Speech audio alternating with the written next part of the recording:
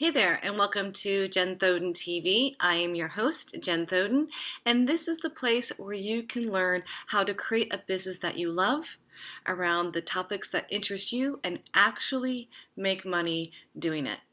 In these podcasts and videocasts, I want to share with you tips that you can apply immediately to your business, whether it's online or offline, and really truly help you grow based on real life experience and case studies I'm going to share with you. So welcome. Around March 1st of this year, I wish I actually had a better date than that, I became a business owner. Now, I've had and run businesses for years. My first business I started in 2000, gosh, what year was it? 2006? 2005? Something like that. I can't remember now anymore. And I started that business with a blog around, believe it or not, around sewing projects and how to sew window treatments. And I grew that into a business that was earning about a little over $30,000 a month, something like that. And I had a lot of expenses, so it wasn't like I was a millionaire overnight or anything like that. And but I since sold it, and this is all relevant to the declaration that I became a business owner on March 1st, because up until that point, I was self-employed. And it was my business coach that, yes, I have a business coach. I actually believe everyone should have a business coach if you're in business and trying to grow your business, because you need that accountability partner, someone to kind of help you through the process. But that's for a whole nother episode and conversation. But my business coach encouraged me and inspired me to make the declaration that as of that day, I am firing my self-employed self and becoming a business owner. And so what's the difference? How does being self-employed and have me ending up selling a business that was profitable, and if I kept at it, would have probably been a multi-million-dollar company, quite honestly. And the difference is, when you're self-employed, and of course, everyone talks about it, right? I want to be self-employed. I want to work from home. I want to have the laptop lifestyle. I want to set my own hours and have my time freedom and location freedom and financial freedom. And those are all really, really exciting things. But the reality is that when we start out, we end up spending hours and hours and hours working at our business. We're writing blog posts. We're creating graphics. We're recording videos. We're recording podcasts. We're looking for content. We're producing products. We're customer service, emails, you name it. We're doing everything, right? And even if you're just starting out, I'm not trying to scare you. I'm trying to kind of give you a little bit of a reality slap that being self-employed isn't as glorious as it sounds. It's great to be your own boss. It's great to watch something that you've put effort into grow and to actually make some money. But it's really easy to burn out and to lose steam and to lose that light that you first had, that spark when you first started your business. And you forget that you're running a business. It's not just about you being self-employed. And I didn't see that. So when I started to grow this business, I actually ended up having an inventory and supplies, and I did have to hire some help to help get the shipments out and stuff. But besides that, I was doing everything else. You name it, I was doing it, including going into the warehouse and helping ship stuff. And it got to the point where I just simply wasn't having any fun anymore. I mean, it's fun to grow a business and it's fun to make money, but I was burnt out. I just wasn't having fun anymore, and I gave up and I sold it. Now I still have part of the blog piece, the digital piece is still actually running today, making passive income, to be honest with you, because I do very little with it. And it's still a large income earner. But the piece that would have really taken it, I think, to like a huge level, I just gave up on it and sold. Now, I don't regret it because I learned so much in that process. And I had to take a break. I took about a 5-year break in between that business and starting the next one because it was just, I just wasn't sure that it was right for me. But the thing is that I'm an entrepreneur at heart, and I love sharing and learning things. And so I kicked off my next one. And this one that I'm working on right now is a style type blog, and it focuses a lot on seasonal color analysis and outfit ideas, and I offer a service and all kinds of stuff. And I was doing the same thing. I was doing everything, and I was falling behind, and I was doing long hours, and I was burning out really fast. And I expressed my worry to my business coach, saying that I don't want to fall into the same trap. I don't want to work all these hours and then just fizzle out. When I can see the potential in this business, I can see it. The traffic is growing, the content is good. I have good ideas. I know when something is right.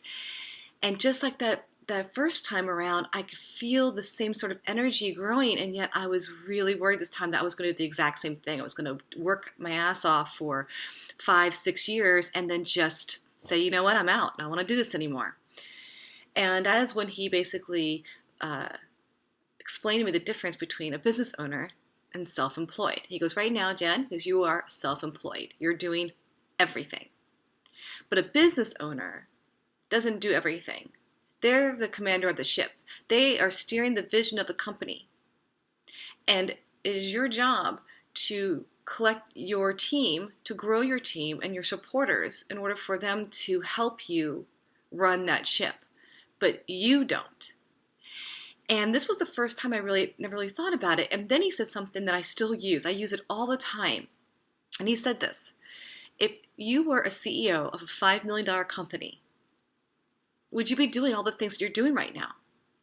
And you think, well, of course not. I'm a CEO of a $5 million company. Why in the world would I be doing that? He goes, well, that's exactly where you need to start thinking now. He goes, every time you do something, you need to think to yourself and say to yourself, is this what a $5 million CEO would do?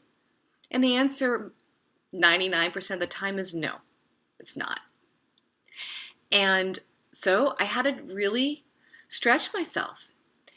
And the first thing I had to do was to find people to help me build the content and create the content for the blog. Now, this was really hard for me because I'm so used to doing everything myself. And I know you feel the same way. You must if you're trying to start your own business. It's so easy to do it yourself. It takes so much effort to teach someone else how to do something that you'll just do it yourself. But the reality is that when you finally go, okay, I'm just gonna find someone. I discovered that I found people that were better at it than me and faster. And so I started small. I mean, the reality is that if you are a small business, you may not have enough cash flow to build out your team as quickly as you'd like or for as many things as you want. But I highly recommend that you start to pay attention to all the tasks that you are doing and how much time you spend at them. And when you're buried in the minutia of your business, you're not growing your business. And that was a huge leap for me. So when I started to finally outsource to some very great people, for just one person at first, and then two, I was able to free up that time and actually focus on growing my business more. I had all these ideas, I couldn't get to them when I'm in the minutia of doing all this stuff.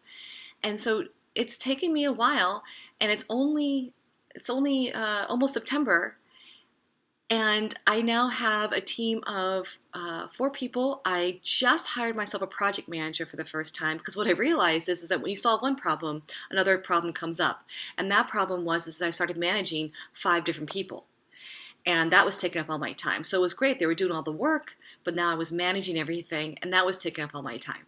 So I finally hired a project manager, and it's been the best thing I've ever done. Now, I actually had her from my previous business. In fact, she's helped me out even last year on that particular blog. And then I blog wasn't making enough money, and I just didn't take enough value into what her skill set was. And this time around, I decided, okay, it's okay for me to take in a little less net profit in order for me to free up my time. And here's the weird thing, the irony of this is that even though I'm spending more money out to the freelancers, the income of the business has been growing exponentially. Now, some of it just could be growth and traffic and volume to the site. But I think a lot of it also is that I have more time now to focus on my marketing efforts and product creation and doing things like this and creating videos. And the more that I can get out there and to market my business and to drive the vision of my business, the faster it grows. And so it's kind of a catch-22. You kind of have to just do a blind leap to hiring someone to help you. But once you do it once and you realize, okay, that wasn't so bad. This actually isn't costing me as much as I thought. Other things it's like a windfall. Then the next thing that you're working on starts to become minutia. And you start to think, oh, I'm a $5 million CEO. I don't need to be doing this. And so I highly recommend that you at first just start taking note of all the different things that you're doing. Answering emails. Are you receiving orders? Are you packing orders? Are you doing customer service via email? Technical support on your site? Are you doing the graphic design on your site? Are you doing updates? Are you creating the content? Are you posting? Are you also doing all of your social media marketing? What are you doing? And you could be learning. You could be learning how to do some of this stuff. Is there somebody that could do it for you? Or is there somebody that could help you?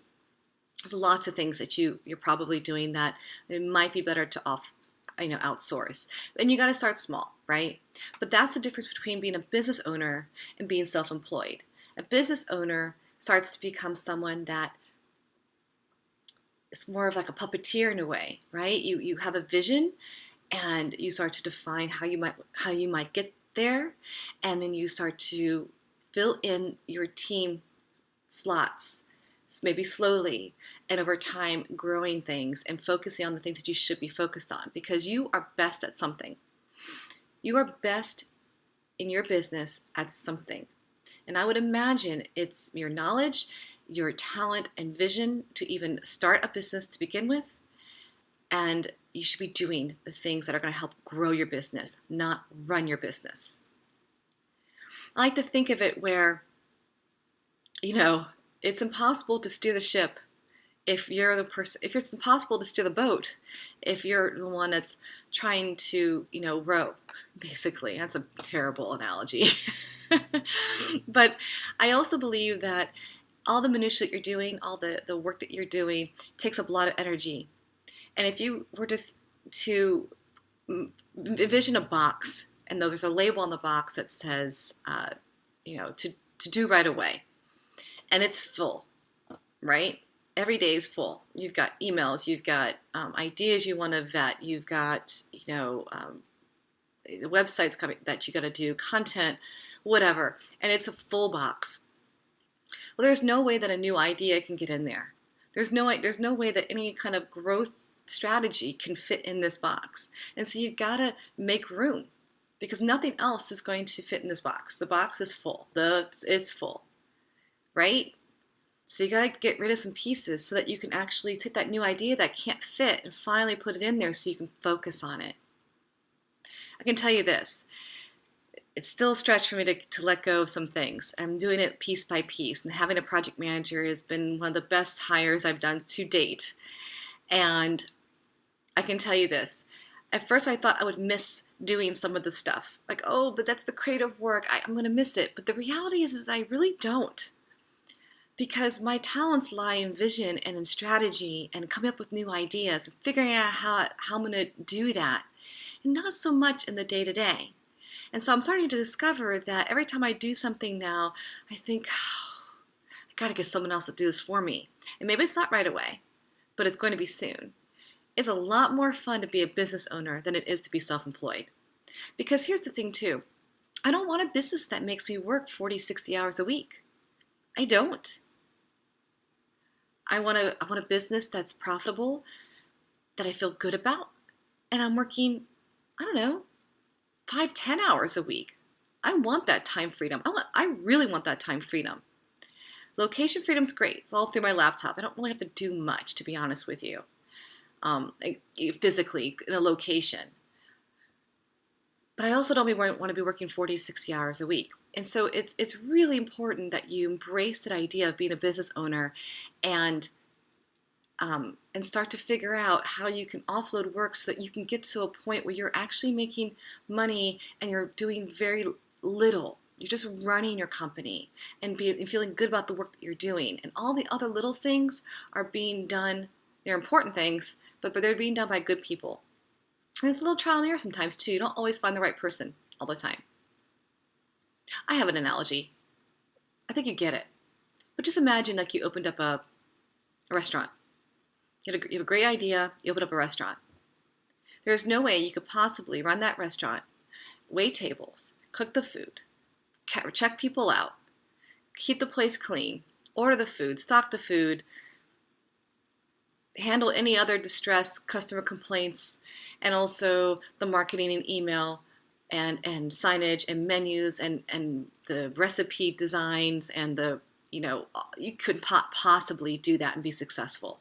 The shop would close. And so it's the same thing. You got to start to build your team. Well, how can people help you? How can they support you in your vision so that you can grow that business and that idea into something that's going to bring you great rewards? So today, make a declaration. You're going to fire your self-employed self and become a business owner. And start today taking note of all the things that you do and what might you stretch yourself to find a freelancer to help you. And there's places online to do that. I'm not going to say it because I don't know if I can say the names of these of the places that I use. But if you are interested, just enter in the comments or something, and I will respond with where I find some support and some help. Okay? I hope you found this video helpful. If you haven't yet, please subscribe to the YouTube channel.